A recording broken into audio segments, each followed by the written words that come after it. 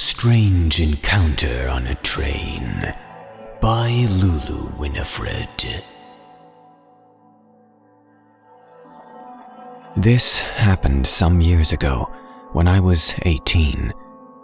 I was interrailing through Europe with my then boyfriend, and we were on a train between Rome and a port town in Italy, where we would be getting a boat to Greece the following day.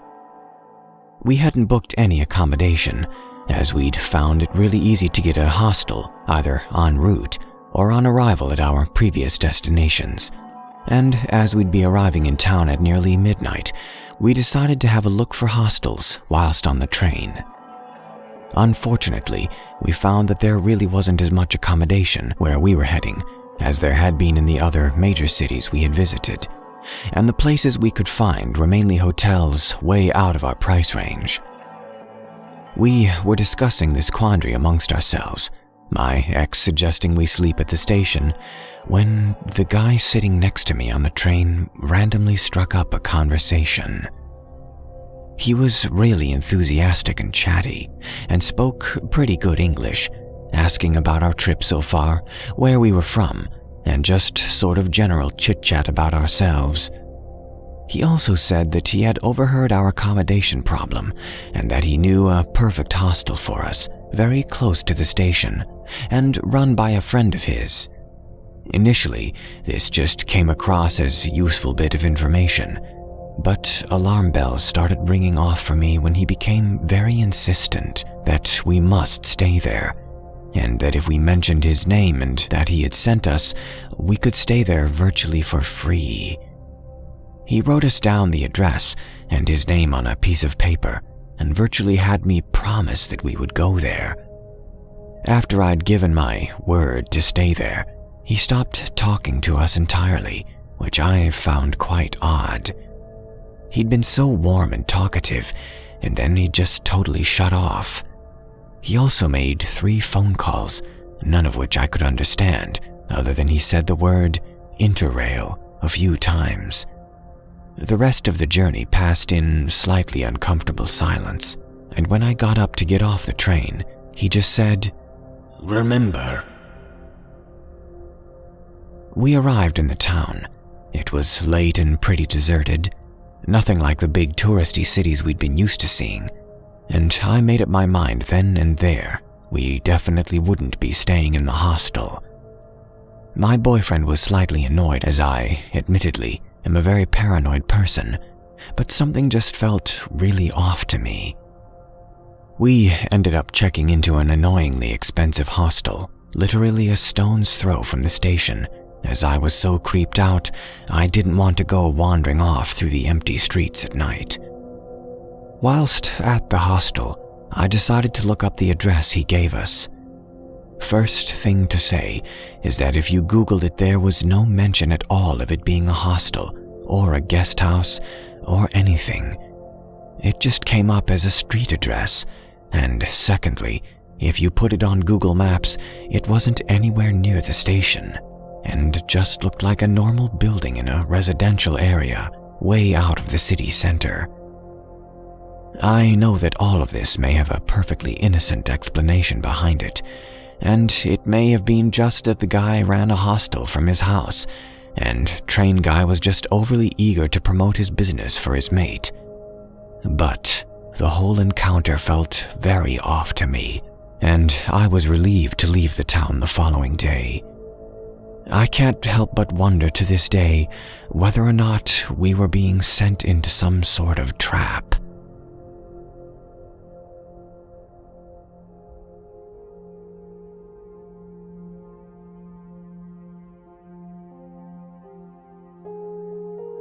The Man on the Train Tracks by Just George J.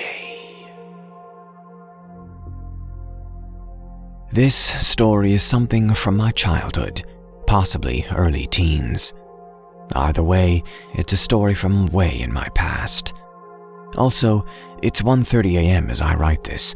Excuse me if anything doesn't make sense, or words are written wrong.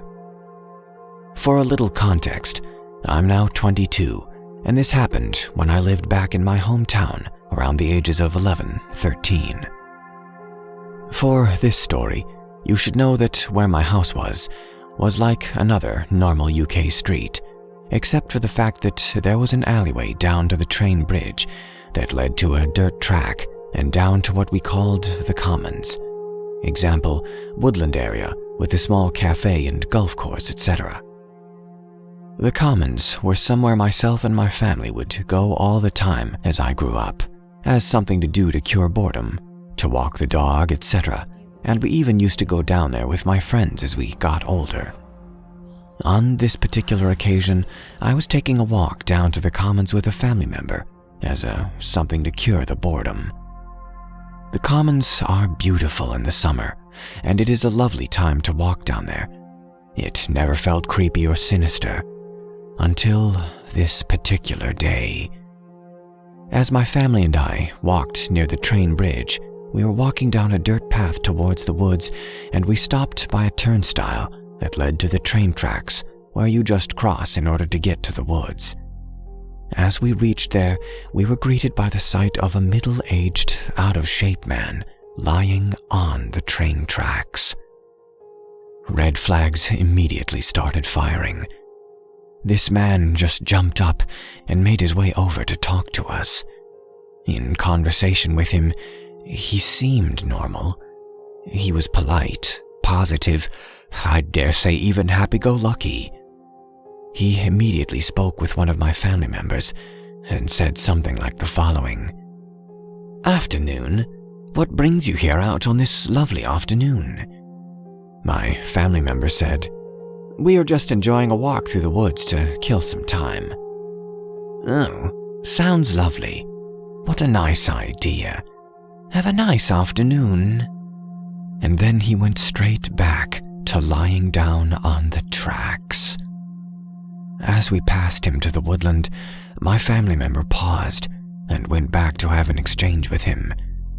I couldn't hear what he said, but the weird guy changed like a flash. He became aggressive and violent. Whatever he said to my family member, it shocked him, and he became pale. He wouldn't tell us what was said, but just said that we should push on and not to look back.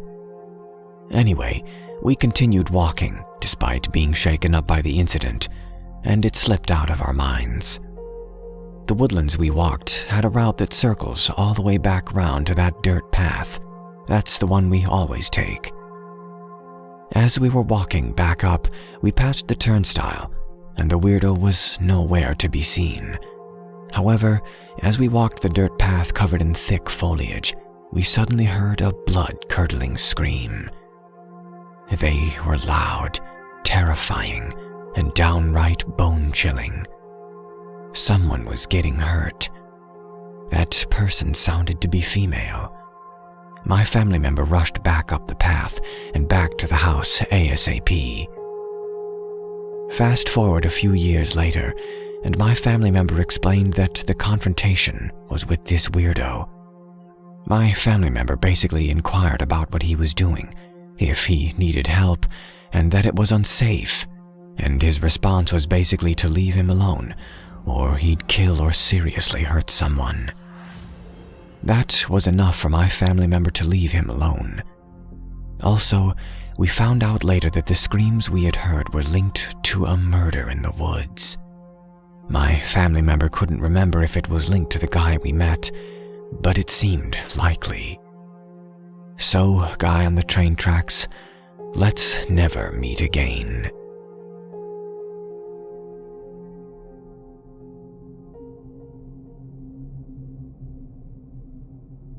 The Train Station Creep by Sarah Thorne. This happened to me a few days ago, and I'm still a bit shaken. I visited my cousin a few towns over, as she needed some help from me. I spent a rather long time there. We finished our stuff a few hours later, but as we didn't see each other that often, she wanted me to stay for a bit more, so I did, and that bit ended up being 2 hours, so I ended up leaving her house after dark. Not that I minded. I had never been afraid of the dark, and I always carry some mace around with me, always just in case. I went to the train station and started waiting for my train. I put my headphones on and just looked at my phone, reading through my messages and stuff like that. Suddenly I felt someone sit next to me. It was a middle-aged man. He was bold and quite tall and skinny. I didn't pay much attention to him until he touched my shoulder and smiled at me. He started talking, but as I had my headphones on, I couldn't hear him. I pulled one of my headphones to the side and looked at him. "Excuse me?" His smile widened as I had given him my attention. That smile was really disturbing. His eyes seemed like he wanted to eat me up or something. He pulled his hand away from my shoulder and placed it near my thigh instead. "I asked, where's a pretty girl like you headed?" I was confused. Why would he ask that?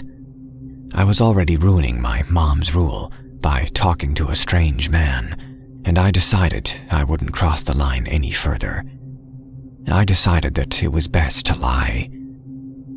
"I'm going to Talon." He smiled even wider at that. I was really starting to get nervous at that smile. Why wouldn't he just stop smiling? "I'm going there as well." I nodded and stayed quiet until the train arrived a few minutes later.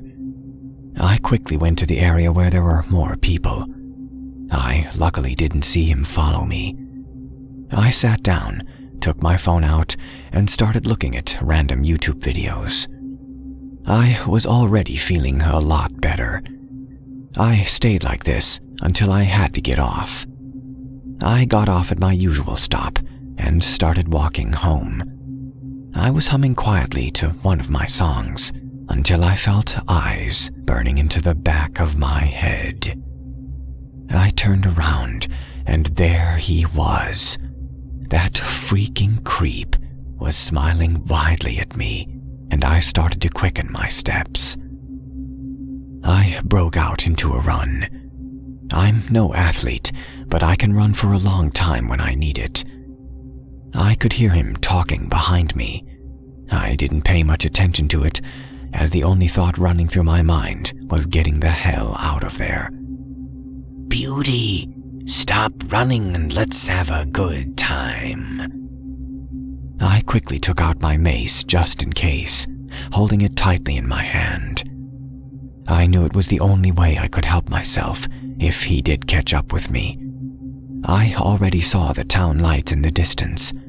I knew if I could get there, then I would be safe. I screamed out loudly when he caught up with me and grabbed my hand. I did the first thing that came to my mind and gave him a taste of some of my mace. He screamed out in pain and let go of me. I used that chance to run again. I was already very tired at that point, but I didn't care. I knew I had to run, and that's what I did till I got home. I broke down crying when I reached my house and explained everything to my parents through tears. My mom held me and wiped my tears away, letting me stay home for a day to collect myself a bit. I can only imagine what that creep wanted to do to me, and I feel beyond grateful to still be here today. So to the train station, creep. Let's never meet again.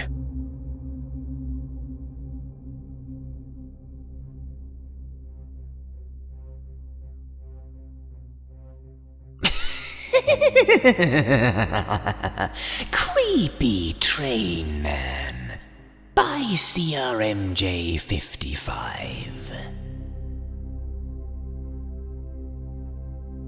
I used to ride the train to and from work. This happened on my second day ever of taking the train. I live at the very end of the line, and a couple of stops before mine are usually not the greatest of areas. However, the last 2 to 3 stops are in great areas. Usually when I get to my stop, there aren't that many people left on the train. On this day, however, there happened to be no one in my specific car on the train, so I was content to sit by myself. As we stopped at the worst stop on my line, a very large man, in his early 30s, 6'2", wide and broad-shouldered, long dreads, and a very large puffy jacket, got on the train. I didn't pay too much attention until he sat literally right next to me. Out of an entire empty train, and this huge dude took up with me and took the entire seat. He basically sat on top of me. He didn't say anything to me, but then he turned some of his jazz music on his phone and held it up to his ear, which was right next to mine, the music blaring. I didn't want to be rude, although he was, so I just decided to act annoyed and hope that he would get the hint. He didn't. As we neared the final stop, and each stop before then, he seemed to be pushing into me more and more, pushing me against the window. Finally, my stop came, and I was relieved. However, he didn't move. I looked at him and I said, "Excuse me," and he replied with, "Don't you like this tune?" I said, "What?" And then he said, "This jazz tune, don't you like it?" And I replied, "Oh, yeah, it's great. But excuse me, I'd like to get off the train." He then proceeded to ask me where I was going, again not moving. I told him I was getting off the train, and it would be appropriate if he let me, but he still didn't move. At this point, I started getting angry instead of scared. I have a temper, and I said, "Are you kidding me? Let me out of the damn seat." The look in his eye terrified me. They announced on the overhead speaker that the train would be out of service for the rest of the night, and at that point, the conductor started walking through the cars to check them for sleeping people. The guy looked at me and said, "You're lucky this time. I wouldn't ride the train anymore, and I'll see you again. Don't worry." We both got off the train, and I walked in the opposite direction, and I made sure to keep looking behind me while I took my mace out of my purse. I then had to walk to the car ramp to get to my car, and I saw him watching me from across the street. He then started following me to the elevator. Luckily, there were a few other people on the elevator, and the door closed before he reached me. I asked a couple of other people who were getting off my level if they would mind walking with me to my car because there was this guy following me. They did, and fortunately all was good, and I didn't see that guy again. Needless to say, I bought a taser flashlight the next day. So, creepy train guy, let's not meet. Seriously, don't get on my train again.